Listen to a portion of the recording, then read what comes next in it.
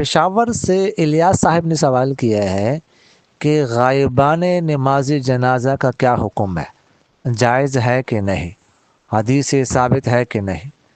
دیکھیے گا، غائبانِ نماز جنازہ یہ جائز نہیں ہے، ٹھیک ہے۔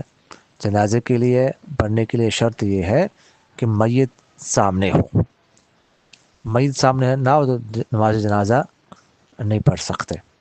حضور اقدس صلی اللہ علیہ وسلم نے جو حبشہ کے بادشاہ تھے نجاشی اصحمہ رضی اللہ عنہ، ان کا جنازہ پڑھایا تھا مدینہ منورہ سے، لیکن وہ آپ صلی اللہ علیہ وسلم کا معجزہ تھا۔ آپ صلی اللہ علیہ وسلم نے فرمایا تھا کہ میرے سامنے سے تمام رکاوٹیں دور کر دی گئی، یعنی گویا کہ ان کی جو میت تھی وہ بالکل سامنے تھی۔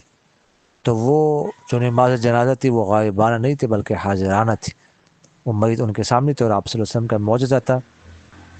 تو اس لیے اس سے استدلال کرنا غائبانہ نماز جنازہ کے جواز پر درست نہیں ہے، لہٰذا غائبانہ نماز جنازہ پڑھنا جائز نہیں ہے۔ جزاکم اللہ خیر۔